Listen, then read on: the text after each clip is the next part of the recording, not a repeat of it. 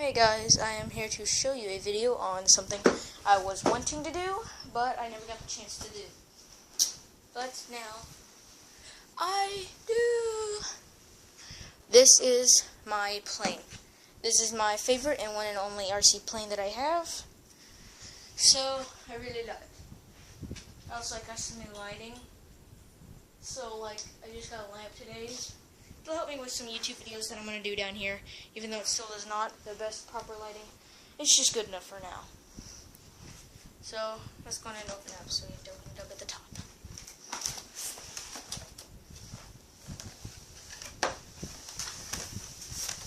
Okay. Here it all is. This is the charger. It also comes with two 8 AA batteries, which I store in here right now. I just use it for broken stuff. Like I broke a prop. Basically, all I have to say for the weak point of the prop, it's right here beside this hole. It's right there and right there. I've broke 2 props already. One of them I super glued together, but it's a bit dangerous to do that. So I don't really need to use it. Came with a charger. And also, it only comes with 1 battery, but whenever I was at the store to buy it, I went on ahead, sorry about this, I went on ahead and bought an extra battery for this. I believe this is the one that I bought. Yeah, this is the extra one that I bought. It's a 1S 3.7 volt Phi 150 mAh. I don't know what that means. Megahertz, millihertz, I don't know. No, it's not megahertz or whatever, but yeah, it comes with a charger, put 4 AA's in it, and you just drop it in. And the light comes on. It takes about 45 minutes to charge it whenever the battery's empty, but luckily in the set it only comes with 1. And also, since this is actually meant to be a carry-on case, there's actually 6 battery slots in here, and all that. Estimated battery time for a full charge, 6 to 9 minutes. Okay, now look, there is a length of time to where you actually need to. This is actually until the battery runs from full to dead. So I'd say an average flight time of about 6 minutes until the plane starts to where you have to maintain a minimum, to fully put on your thrust, just to maintain a medium level of staying level up in the sky. So here's your controller.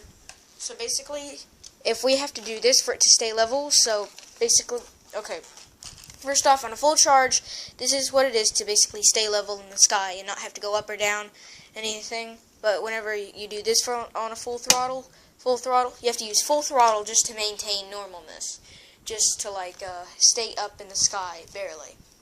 That's the time whenever you need to land the plane because the battery is about to die, and you do not want your plane crashing somewhere where you don't want it to crash whenever the battery dies, and it could also be bad for the plane. I am not exactly sure, but I believe it could be bad for the plane. As you see, I have crashed this plane. As you see, I have crashed this plane a bit. The reason why there's 2 pennies is because the plane comes unbalanced, so the store recommended that I put on some 1 or 2 pennies on the front. That should also help balance it out. So basically, without the pennies, it just goes up and down like that. It just keeps on diving and then going back up and diving, going back up. But luckily, with the pennies, it just helps it maintain a straight flight. Comes with a charger, as you see. Also, what I'd also recommend is if you tend to crash a lot, what I like to do is take a rubber band. Whenever you crash, sometimes most of the times, the battery will come off the Velcro because the Velcro is not that strong. The Velcro just isn't that strong, so it'll come out, and sometimes even a hard enough crash could lead to this disconnecting to where you have to reconnect the plane with the controller to rebind it. So what I like to do is I just like to take the rubber band, stretch it over the propeller, and then put it around this nose piece right here just to block this battery. So put it around about right here where my thumb is, put it all the way around there, and that should help prevent that. It needs to be a tight fit, and luckily, since this is a small rubber band, I don't have to go over it 2 times, so that it won't cause too much drag due to the plane's aerodynamics and all that. So I bought an extra battery for that. The battery is going to be about $10. But that's the thing, this is a small micro battery. So, they're very nice batteries. I really like them. Surprising on what it does. Also, this plane actually had some yellow plastic pieces right here that just made it look a bit more realistic, but I had to take them off because they were breaking and causing drag. And also, they dig in right here and all that. And also, what you might want to be careful of is this right here was caused by the controller, because this wing sits right over the controller.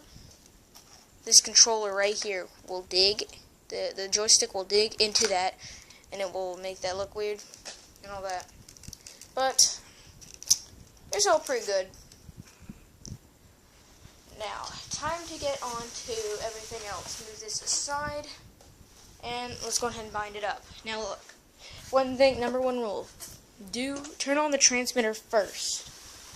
Turn the transmitter on first, so it'll make a few beeps with this transmitter. Sorry, I'm bumping the stand. It'll make a few beeps. Leave it on, and plug this up. Just plug this in. Dang it. Never been so hard to plug this battery in. And then from there, as soon as you plug it in about a second, it'll already pre-bind. Okay, so that's pretty much that piece. Let's turn off this. But look, if you turn on your plane right there, you have to wait 5 seconds. And then if you look inside, it should start lighting up. You can't see it, but really it's blinking really, really fast. The camera's just not fast enough to process it. But you can see slightly right there. It's blinking kind of slowly, but really it'd be blinking like just at a faster rate. What in the name is that doing in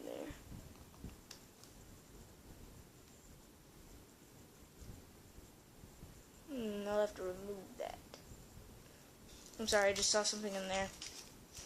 Okay, and then what you want to do is push down the left joystick until you do that. You flip the switch, and then push this let it go quickly, push it down after you turn on the switch.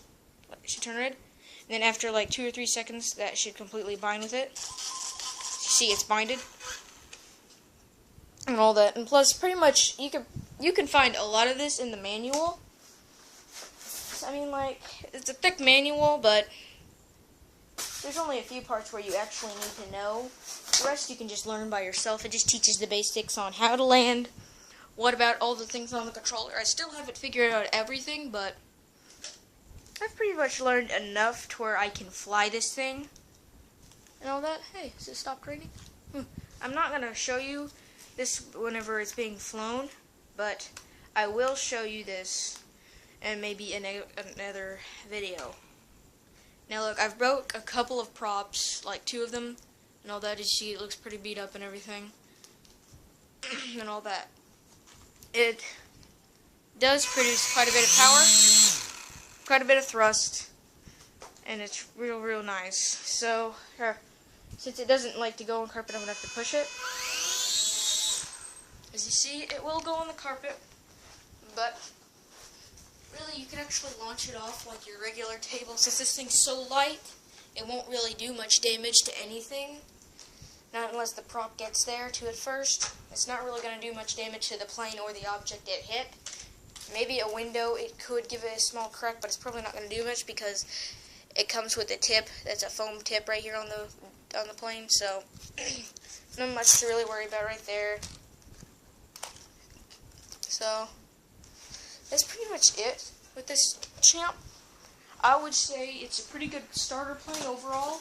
Even people that are experienced are buying it, and they actually do like the plane. It's also a good indoor plane. I have not been to one yet, but there's actually a place where you can go.